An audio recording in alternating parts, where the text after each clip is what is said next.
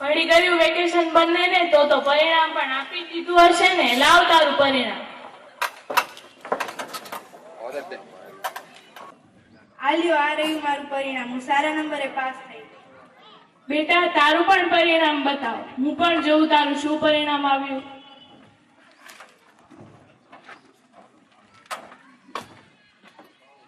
હાલો, આ રહ્યું મારું પરિણામ. હું પણ સારા નંબરે પાસ થઈ.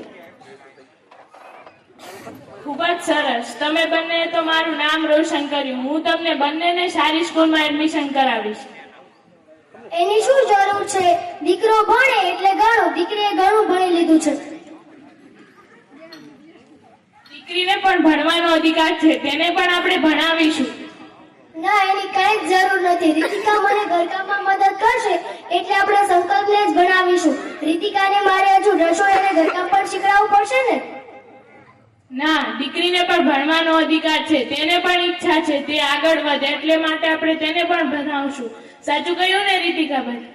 હા, મારે ભણવું છે, મારે આગળ વધવું છે. મારા પણ કાંઈક સપના હોય ને. સપના તો બધાના હોય, પણ કોઈ દીકરીને બહાર ભણવા ના મોકલે. આપણા ગામમાં તો 8 ધોરણ સુધીની જ સ્કૂલ છે. બધા કહે છે કે દીકરીની જાતને બહાર ભણવા ના મોકલાય.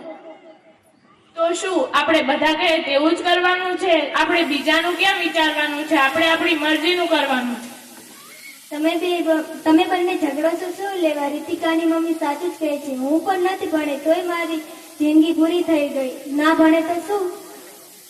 આપણે તો નથી ભણ્યા તો શું આપણે એમને પણ નહીં ભણાવવાના? એ ભણશે તો તેમની આગળની પેઢીને પણ કંઈક જ્ઞાન આપી શકશે. અને આપણે નથી ભણ્યા એટલે આપણા પાસે ભણતરનું જ્ઞાન નથી. પપ્પા સાચું જ કહે છે. દીદીને પણ ભણવાનો અધિકાર છે. દીદીને પણ ભણવું જોઈએ. અને એ એકલી ક્યાં જાય છે? હું પણ એની સાથે જ જાઉં છું. અમે બંને સાથે જઈશું, સાથે જ પાછા આવીશું. બેસો. બેટા, જો તો તમારા ટીચર આવ્યા છે. એમના માટે કંઈક ઠંડુ લઈ આવજો. ના ના, ઠંડુની કાંઈ જરૂર નથી. હું ખાલી સંકલ્પનો દ્વિતીય નંબર આવ્યો છે. તો તમે શું વિચાર્યું? તે બંનેને કઈ સ્કૂલમાં તમે મોકલશો?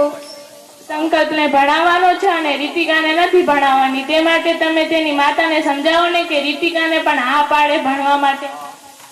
હું પણ શિક્ષક છું. હું એક સ્ત્રી જ હતી ને. પ્રથમ આઈપીએસ ઓફિસર કિરણ બેદી પણ એક સ્ત્રી જ હતા. અત્યારે પ્લેન પણ સ્ત્રી જ ચલાવે છે અને ફાયર પ્લેન પણ સ્ત્રીઓનો ફાળો છે. આપણા રાષ્ટ્રપતિ આદિવાસી સમાજના શ્રીમતી દ્રૌપદી મુર્મુ તે એક મહિલા જ છે ને.